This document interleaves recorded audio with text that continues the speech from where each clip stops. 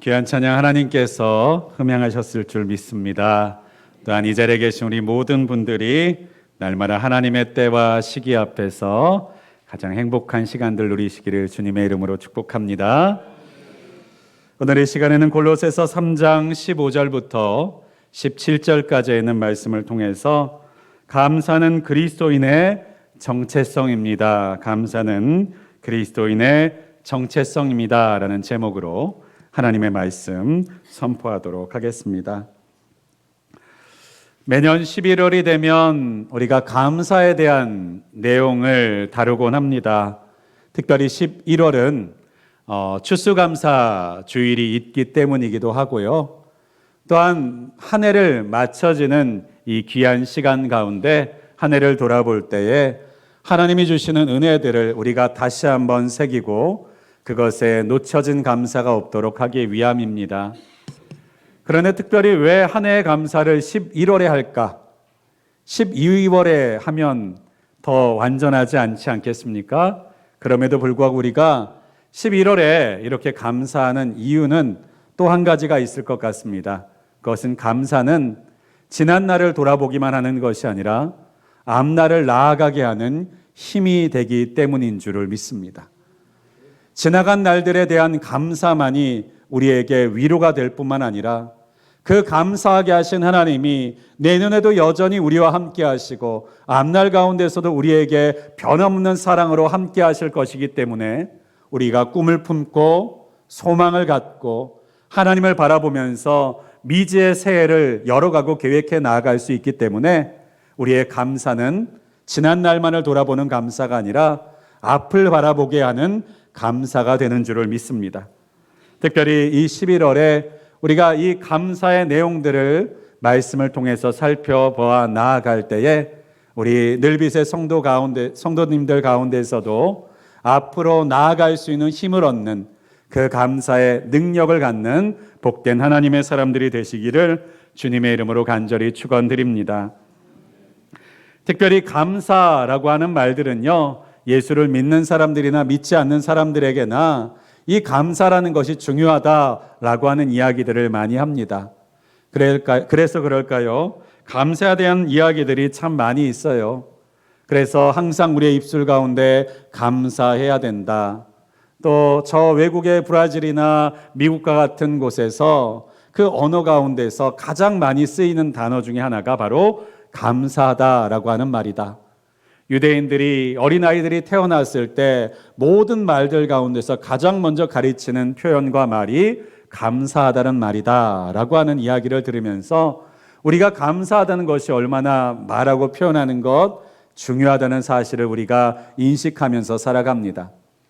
그렇다면요, 예수 그리스도를 믿는 하나님의 사람들의 감사는 어떠할까요? 세상에 믿는 사람들과 똑같은 감사일까요? 특별히 저는 오늘 이 시간에 그 매튜 헬리라고 하는 목사님의 감사에 대해서 잠깐 이야기를 나눴으면 좋겠습니다. 이 목사님은 지금으로부터는 좀 오래되신 분이긴 합니다만 이분이 주석도 많이 쓰셨고 책도 많이 쓰셨던 분인데요. 이분이 하루는요, 길을 걸어가다가 길에서 강도를 만났다고 합니다. 그래서 가진 것을 다 빼앗기고 매도 흠씬 맞아서 피를 흘리는 가운데서 집에 돌아오게 되었습니다. 가족들은 그 모습을 보고 깜짝 놀랐지만 이 목사님은 바로 서재로 들어가서 치료를 하기 전에 먼저 하나님께 감사의 기도를 드렸다고 하는데요. 그 제목은 이렇습니다. 첫째는 하나님, 지나간 12년 동안을 이곳을 계속해서 지나다녔지만 하나님이 지금 보호해 주셔서 지금까지 무사했음을 감사할 줄 몰랐던 것을 회개합니다. 두 번째는요, 또 내가 강도를 만났으니 망정이지 내가 강도였으면 어찌할 뻔했습니까? 내가 예수 믿고 강도되지 않게 하셨음을 감사합니다. 그리고 마지막 세 번째는요, 또 매는 좀 맞았고 상처도 입었지만 생명만은 살아있게 하셨으니 감사합니다 라는 제목으로 감사의 기도를 드렸다라고 합니다.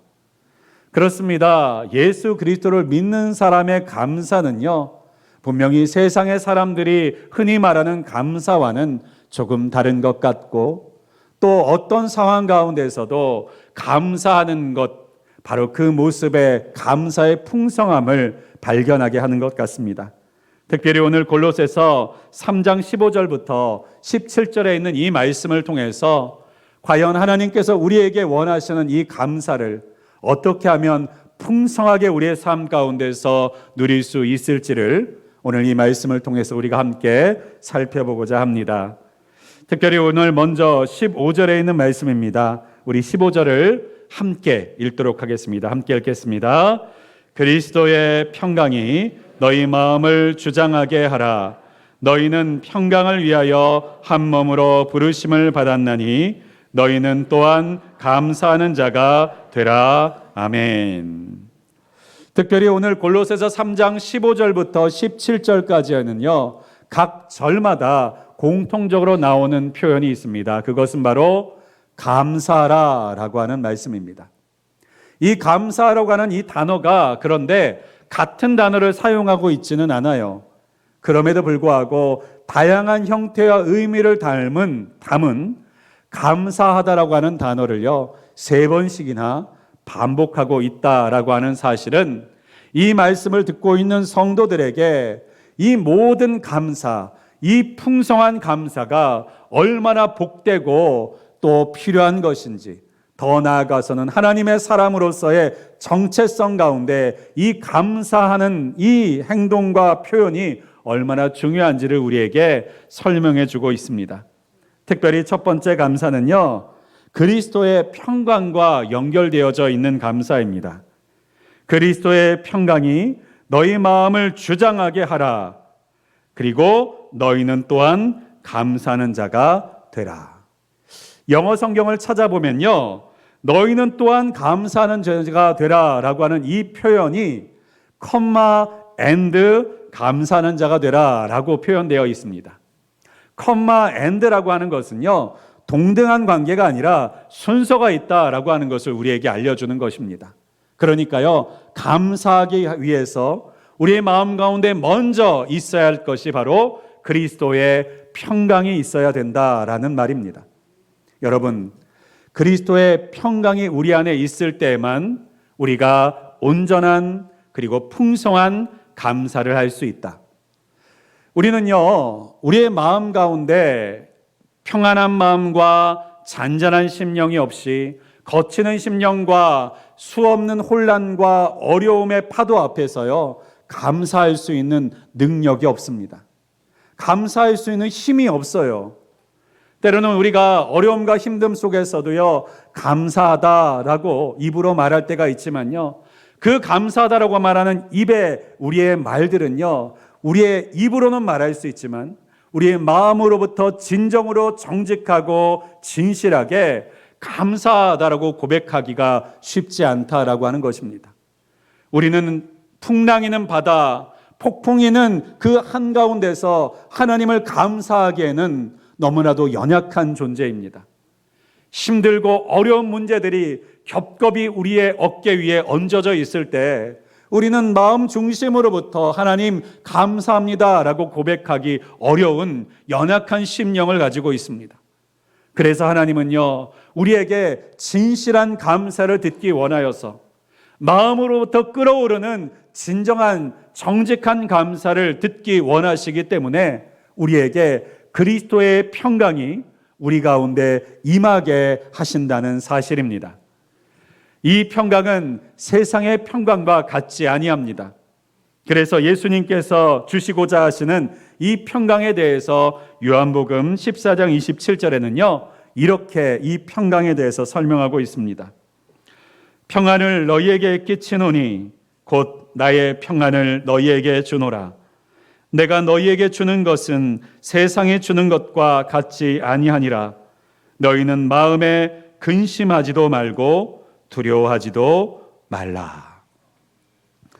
그러니까 예수님께서 우리에게 약속하시는 그리스도의 평강은요, 세상의 평강과 다른 것이군요.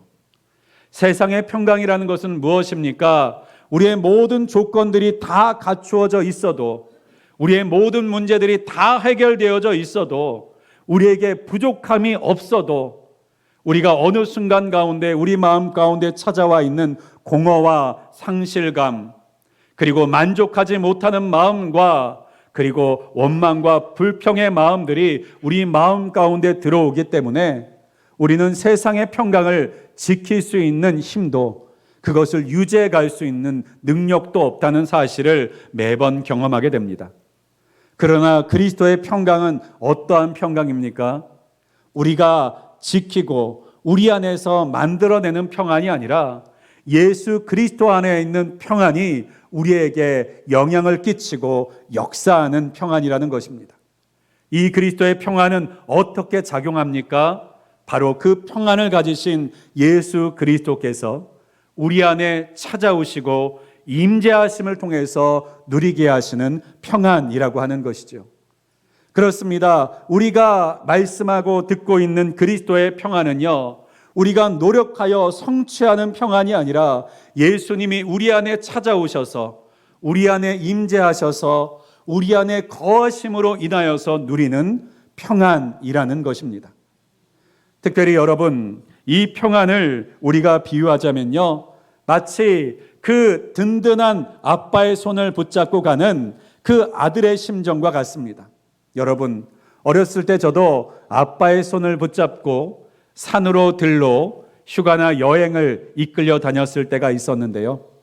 그 여행길마다요, 저는 그곳이 어디인지 알지 못하지만 아버지의 손을 붙들고 나아갑니다. 그 여행길 가운데서는요, 끊임없이 어려움들이 있었어요. 한 번은요, 대관령을 넘어가는데요, 저희 아버지가 운전의 실력이 조금 미숙하셨던 모양입니다. 그 대관령을 옛날에 넘어갈 때는요, 기어를 1단으로 해서 엔진 브레이크로 내려가야 되는데, 이 운전에 미숙하신 분들은 브레이크를 밟으면서 내려가시게 될 때가 있어요. 그렇게 계속 브레이크를 밟게 되면요, 어떤 일이 일어나는지요? 브레이크에서 연기가 나기 시작합니다. 네, 브레이크가 문제가 생기기 시작하는 거예요. 여러분, 그 낭떠러지 옆에서 지나가는 대관령 산길에서 브레이크에서 연기가 나기 시작하면요, 그 얼마나 무섭고 두려운 순간이겠습니까? 그런데요, 저는 그 상황 가운데서도 자동차 뒷자리에서 재미있게 동생과 놀고 있었습니다. 그 문제를 해결하는 것은 제 문제가 아니라고 생각했기 때문이었겠죠.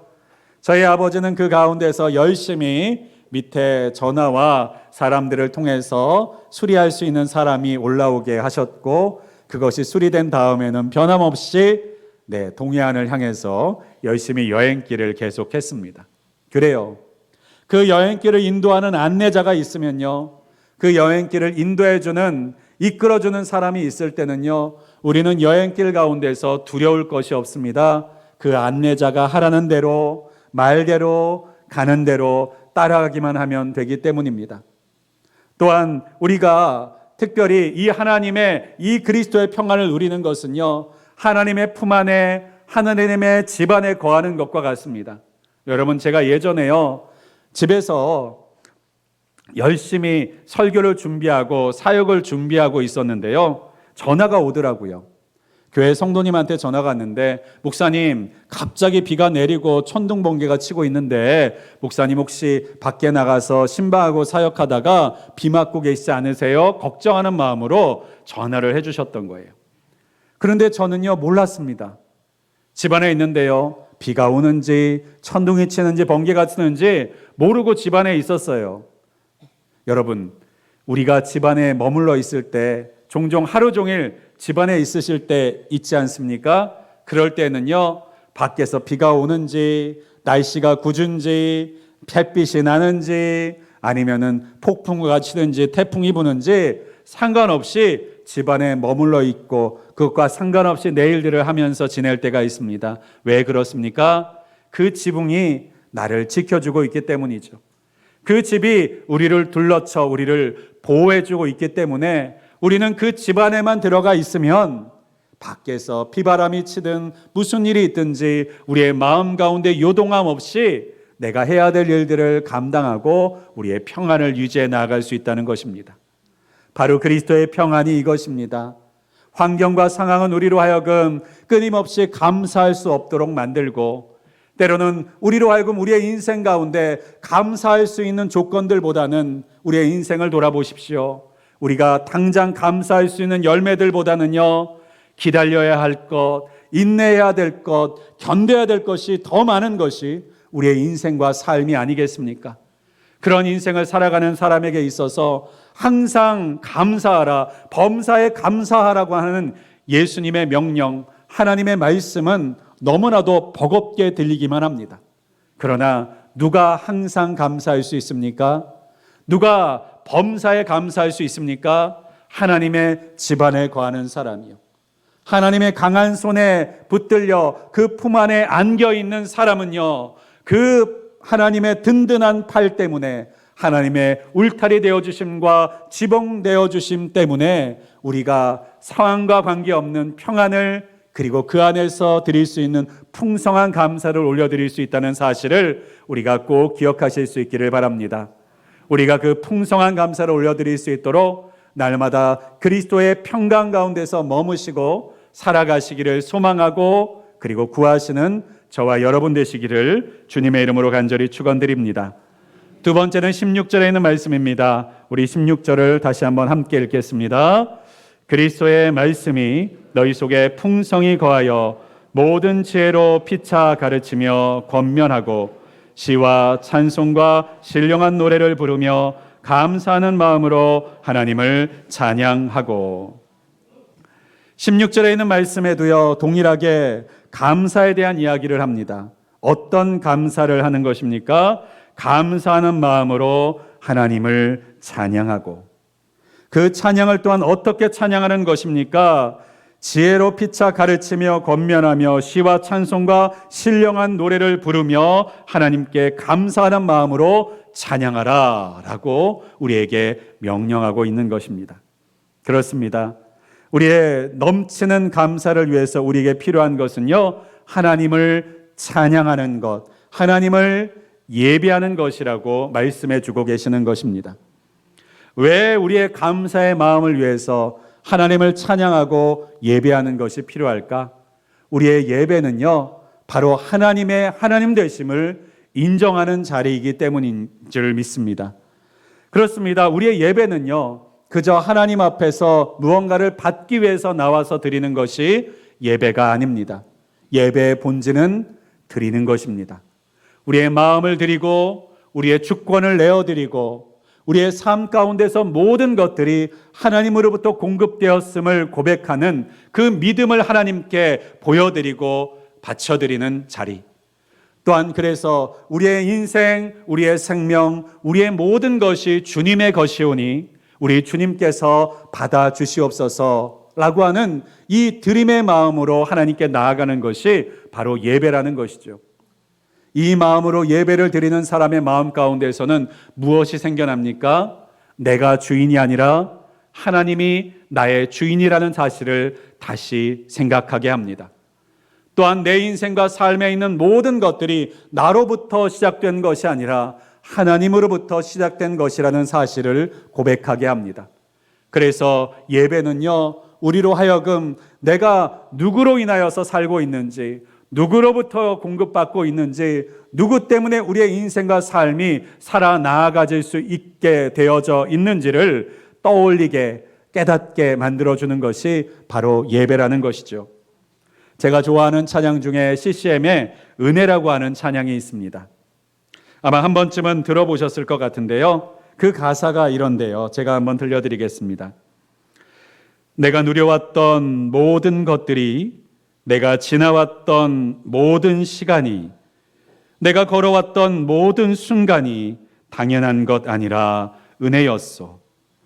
아침 해가 뜨고 저녁에 노을 지는 것, 봄에 꽃향기가 나고 가을에 열매가 맺혀지는 것, 변하는 계절의 모든 순간들이 당연한 것이 아니라 은혜였소. 내가 이 땅에 태어나서 살아왔던 것, 어린아이 시절과 지금까지 숨을 쉬며 살며 꿈을 꾸는 삶을 누리는 것, 당연한 것 아니라 은혜였소. 내가 하나님의 자녀로 살며 오늘 찬양하고 예배하는 삶을 살고 있는 것, 복음을 전할 수 있는 축복은 당연한 것이 아니라 은혜였어 라고 하는 가사입니다. 후렴은 이렇지요. 내 삶에 당연한 것 하나도 없었던 것을 모든 것이 은혜였어 라고 하는 가사입니다. 특별히 은혜라고 하는 이 CCM 찬송곡은요, 2020년 12월에 발표되었던 찬양곡입니다. 여러분, 2020년에 어떤 일이 있었는지 여러분은 기억하고 계십니까? 바로 코로나가 시작되었던 해였죠. 그 전까지는 풍요와 넉넉함에 젖어서 우리가 누리고 있는 모든 것들, 우리가 드릴 수 있는 모든 예배들이 너무나도 당연해서 지루할 만큼, 너무나도 익숙할 만큼 우리의 삶 가운데 머물러 있던 모든 삶의 영역들이 그것이 당연한 것이 아니었다라는 것을 생각하게 만들었던 것이 바로 코로나라고 하는 사태였습니다. 우리가 매 주일마다 모여서 예배드릴 수 있는 것이 우리가 그저 하고자 했기 때문에 할 수 있었던 것이 아니라 당연한 일이 아니었다는 사실을 깨달으면서 예배 자리에 나올 수 없는 그 현실 가운데서 우리가 눈물을 짓기도 했고, 우리가 원하는 대로 나가고 활동하고 만나고 함께하는 그 시간들이 당연한 것이 아니라 어쩌면 우리의 인생 가운데서 그 일들을 할 수 없는 순간이 있다는 것을, 그것을 누릴 수 없는 순간이 찾아올 수 있다는 것을 우리에게 깨닫게 해준 시간들이 바로 그 코로나의 시간들이었습니다. 그 마음을 담아서 찬양하는 이 곡의 가사들이 그렇기 때문에 우리의 마음 가운데 더 와 닿았던 것 같아요. 그렇습니다. 우리의 삶을 돌아볼 때는요, 모든 것이 당연한 것처럼 보이지만요, 그 속에 하나님의 은혜들을 찾아보면요, 어느 것 하나 하나님의 은혜가 아닌 것이 없고 하나님이 주인 되시지 않으셨던 것이 없다는 것을 깨닫게 될 때에 우리는요, 감사할 수밖에 없는, 그 풍성한 감사를 하나님 앞에 드릴 수밖에 없는 존재가 된다라고 하는 사실입니다. 우리의 감사를 가로막는 가장 큰 장애물이 무엇입니까? 감사를 당연한 것으로 여기는 모습이에요. 예전에 이런 이야기를 제가 들은 적이 있습니다. 어느 청년이요, 길을 가고 있는데 길가 가운데서 힘겨워 보이시고 어렵게 사는 것처럼 보이시는 할머니 한 분을 골목길 가운데서, 집을 돌아가는 골목길 가운데서 만나게 되었습니다. 그 청년도 넉넉한 삶은 아니었지만 오늘 아르바이트한 돈 가운데서 10,000원의 돈을 꺼내어서요, 그 할머니의 손에 쥐어드리고선요, 집으로 돌아갔답니다. 그 다음 날에도 보니까 그 할머니가 여전히 골목 가운데 계신 것을 보고 그날도 여전히 주머니 가운데 있었던 10,000원짜리 한 장을 꺼내어서요, 그 할머니의 손에 쥐어드리고 지나갔습니다. 그리고 주말을 보내고 그 다음 월요일이 되었을 때 다시 아르바이트를 마치고 그 골목길에 들어서는데 그곳에 할머니가 계셨어요. 그런데 그 할머니가 아주 반가운 얼굴로 그 청년을 향해서 이렇게 말하더라는 것입니다. 왜 주말에는 안 왔어? 여러분, 감사하고 베푸는 모든 것들은요, 당연한 것이 아닙니다. 그런데 우리의 마음 가운데서는요, 그것을 1번, 2번, 3번 봤다면요, 채무자 의식이 생겨난다는 거예요. 처음에는 빚진 자의 심정을 가지고 나에게 이런 것을 주다니 너무 감사하다, 나에게 이와 같은 것을 허락해 주시다니 너무나도 고맙다, 감격하고 감사하다가 그것이 계속 되어지면 우리의 마음 가운데서는 감사의 마음이 사라지고 채무자의 심정처럼요, 오늘은 왜 안 주지? 내일은 왜 안 주지? 왜 내 문제들은 해결해 주시지 않지? 예전에는 해결해 줬으면서 왜 지금은 해결해 주지 않지라고 말하면서 오히려 원망하며 불평하는 의식들이 우리의 마음에 자리잡기 쉽다는 것입니다. 그럴 때 우리가 그것을 이기고 감사의 원래의 자리를 찾아가 나올 수 있는 방법은 무엇입니까? 내가 그것을 받을 만한 당연한 자격이 있는 사람이 아니라는 사실을 다시 한번 깨닫는 것입니다. 예배의 자리에서 찬양을 하며 우리의 죄를 돌아보면서 하나님, 내가 무엇이 간데 주께서 나를 만나주시고 내가 무엇이 간데 주님을 예배할 수 있는 이 복된 자리에 나를 앉게 하셨습니까?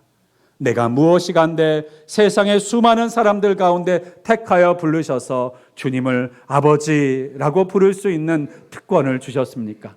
그것이 우리의 예배 자리에서 회복되어야 될 고백인 줄을 믿고 그 고백을 통해서 우리가 하나님을 향한 풍성한 감사를 회복할 수 있다는 사실을 꼭 기억하실 수 있기를 주님의 이름으로 간절히 축원드립니다. 마지막으로 세 번째입니다. 우리 17절에 있는 말씀인데요. 다시 한번 우리 함께 한 목소리로 읽겠습니다. 또 무엇을 하든지 말에나 일에나 다 주 예수의 이름으로 하고 그를 힘입어 하나님 아버지께 감사하라. 아멘. 17절은요, 뭔가 똑같은 이야기를 하고 있는 것 같습니다. 또 무엇을 하든지 말에나 일에나 다 주 예수의 이름으로 하고 그를 힘입어, 무엇을 힘입어입니까? 예수를 힘입어 하나님 아버지께 감사하라.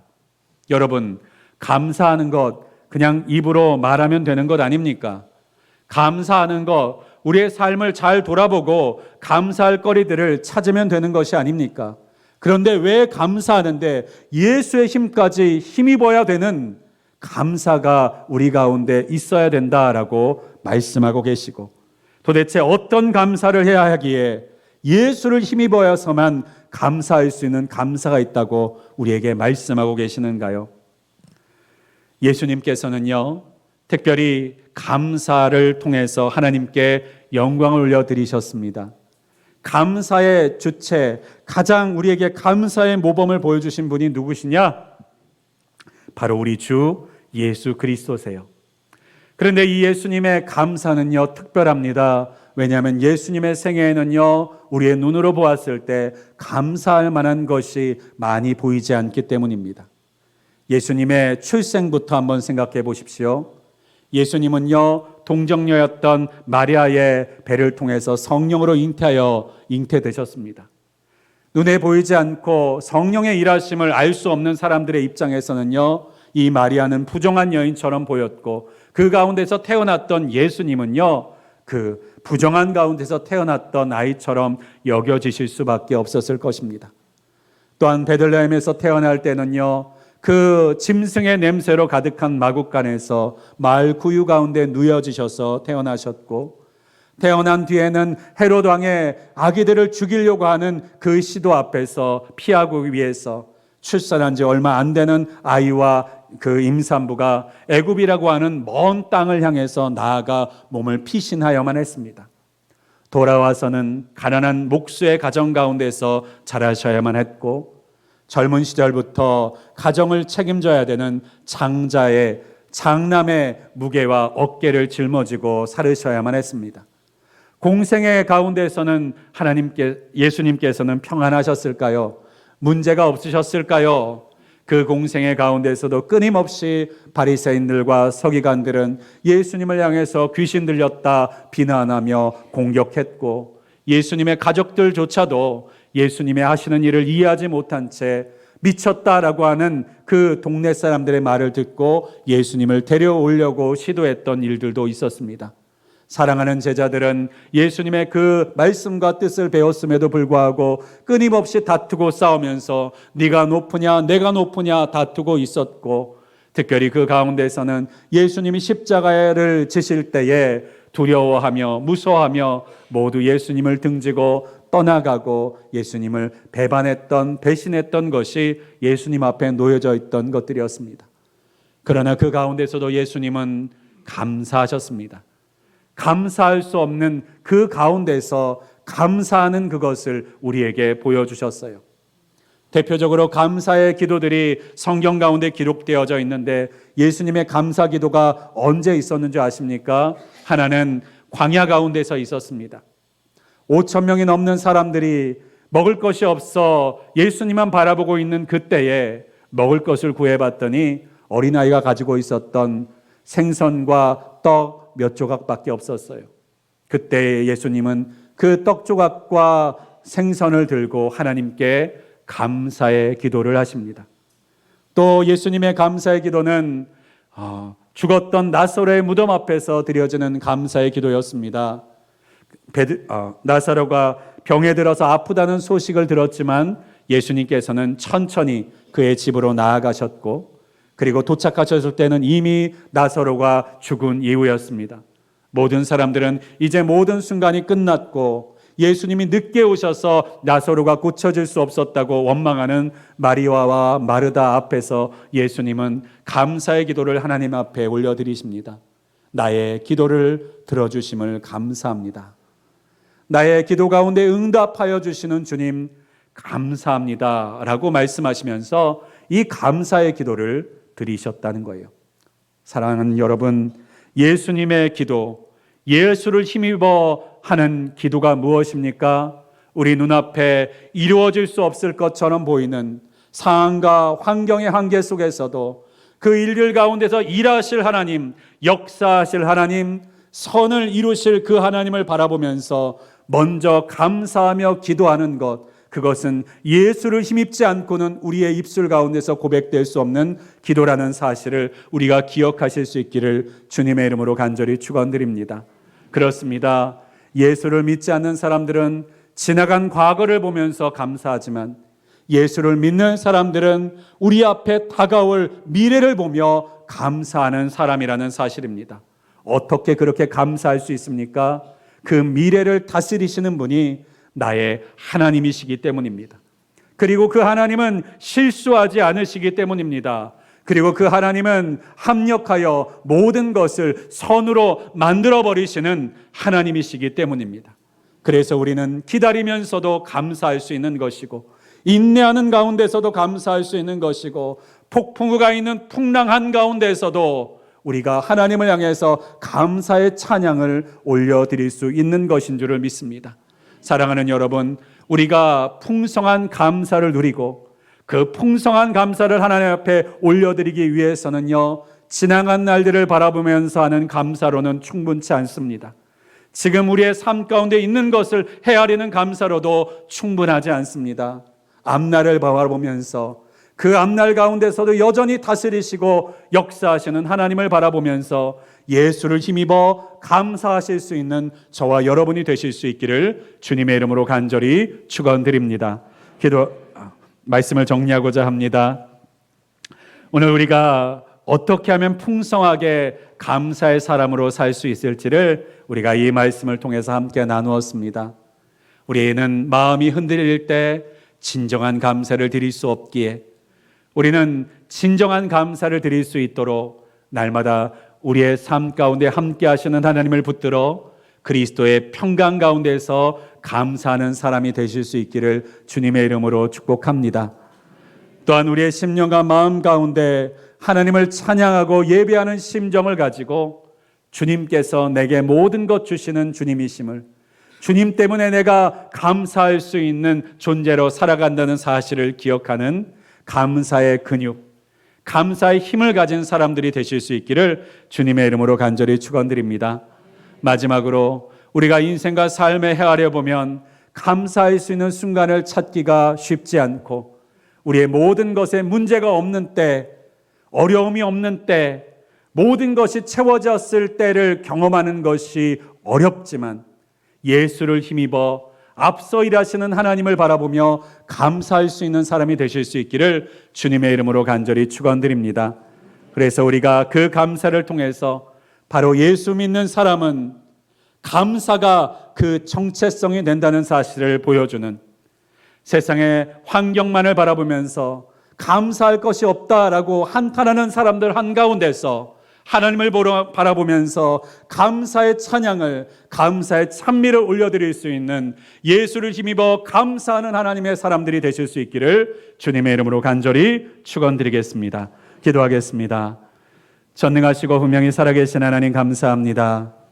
우리가 감사라는 말, 감사라는 표현과 단어를 입에 쉽게 담고 말하지만 우리의 마음과 중심으로부터 감탄하며 감격하여 우리의 중심으로부터 끓어오르는 그 감사를 드렸던 것이 언제인지 우리가 다시 한번 돌아볼 수 있도록 도와주시옵소서.